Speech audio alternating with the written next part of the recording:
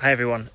First of all, great to be back after a bit of a spell on the sidelines for the last few weeks, pretty much since SpaceX IPO, to be honest with you, and had loads of account troubles, but hey, we're back on the platform now, rebuilding the follower base, and that's the main thing. So this is the first live stream of the new era, where rather than be a little bit more stiff and rigid with how I was doing business, I've decided to change things up a little bit and perhaps offer you a little bit more insight into me and my analysis and take on things.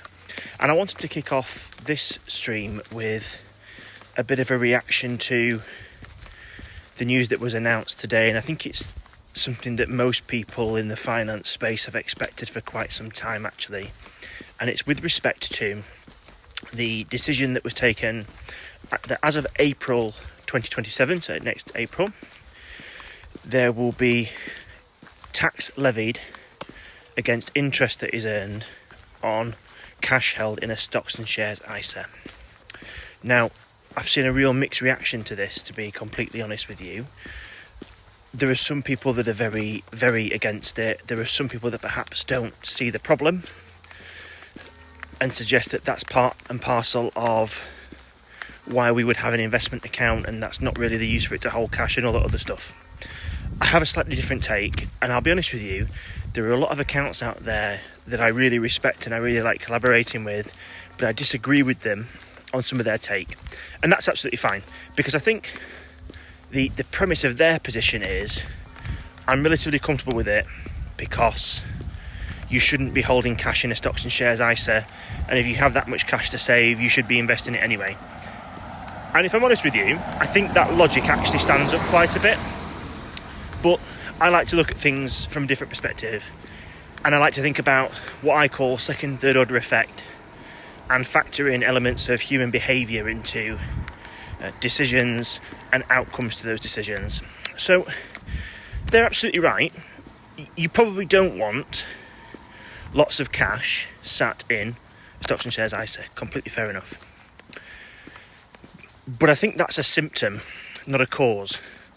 And the symptom really that we're seeing here is it behind this decision, or is it more political and about fundraising? I'll let you decide. But is it actually more about the fact that people in Britain aren't very good with money?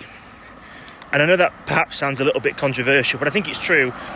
You know, you speak to a lot of people and they don't really understand about things like compounding, interest, inflation, investing, leverage debt, and so on. And certainly a lot of people that I spoke to, and a lot of reasons why I wrote the book was because I was speaking to a lot of ordinary, decent people, you know, very capable individuals, educated in good jobs, but investing just frightened the life out of them because they didn't understand it. It was too risky, gonna lose my money, etc. So I think would suggest that in the first instance, you've probably got people holding cash in a stocks and shares ISA, vice a cash ISA, because they don't really understand the product. And actually what we probably need to do in that particular instance is educate people so that they can put the money in the places that is right for them. I think that's point number one. I think point number two is about the whole, as Charlie Munger used to say, show me the incentive and I will show you the outcome.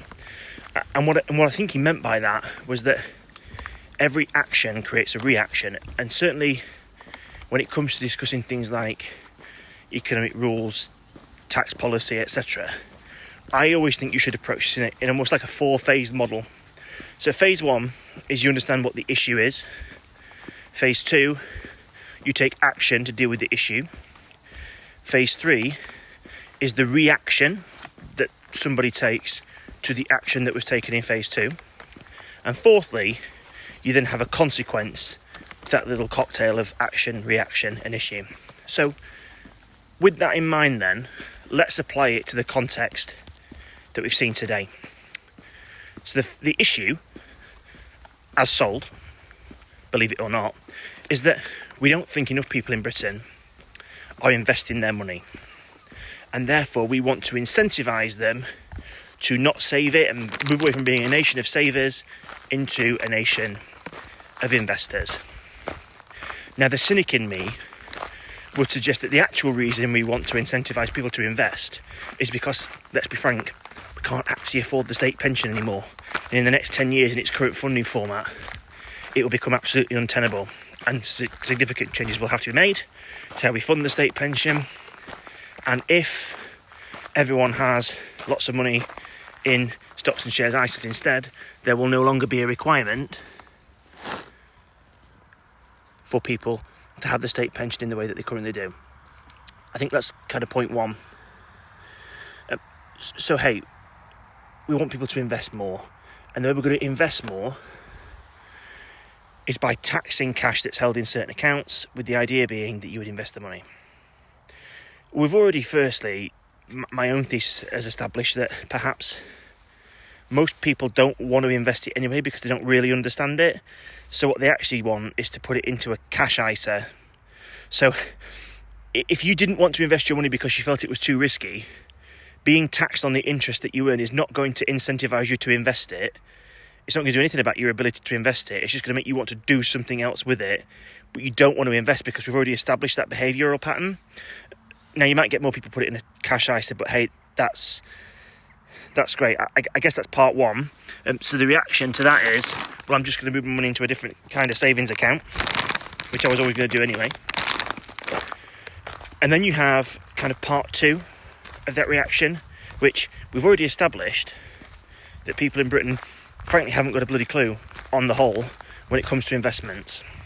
So unless there's a lot of really good work done by these account providers, there's a very real risk that all these people who don't invest, and we know they don't invest because we're trying to incentivize them to invest through hitting them with a big stick, which is tax, and they don't really know what they're doing, so we're going to get them to go out and buy stuff that they don't really understand, and inevitably, when the market does what it does and corrects slightly, they're going to sell it all, take a massive loss, and we're going to lose all their money that way, or they're just going to buy rubbish, it's going to go to zero, they're never going to get the money back. So I think there's going to be a lot of investment mistakes made by these people who want to do the right thing but don't really understand how. And like I say, if those conditions aren't set up nicely for them by the account providers, that's going to be incredibly challenging.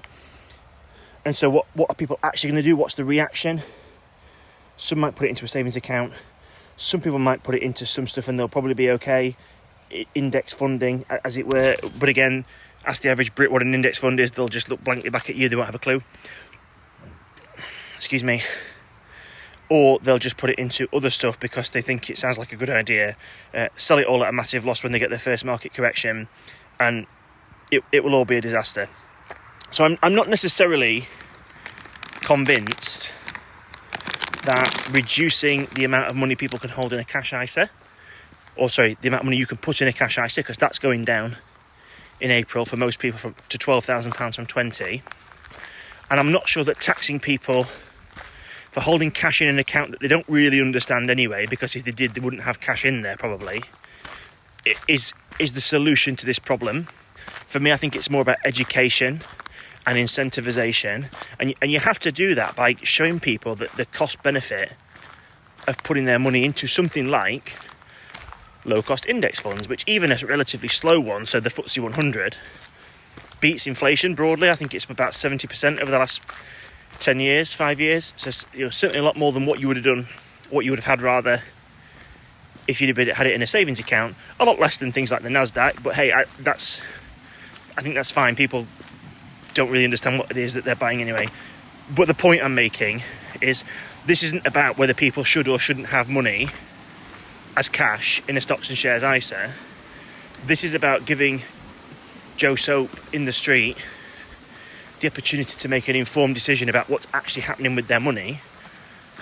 And what we don't want to happen is them go and lose it all on a speculative investment or even just a sensible investment that they don't really understand. That's my take.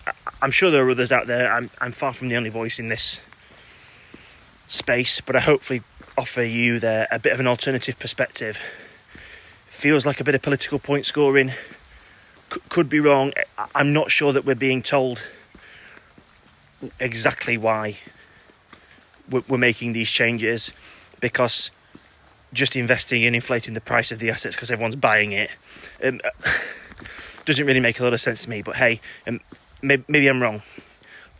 Guys, that's all I wanted to talk about today. A really quick summary of my own thoughts on that particular announcement. Looking forward to catching up with you again soon, talking a little bit more about macro, interest rates, the war in Iran and how that's impacted on global economy, because I've got some thoughts that I'd like to share on that. But we'll do that another day. Anyway, enjoy your evening. I'm out in the north of Scotland where they're getting ready for their World Cup exit. Group match against Brazil. But look, whatever you're doing, take care. Have a great evening. Catch up with you soon.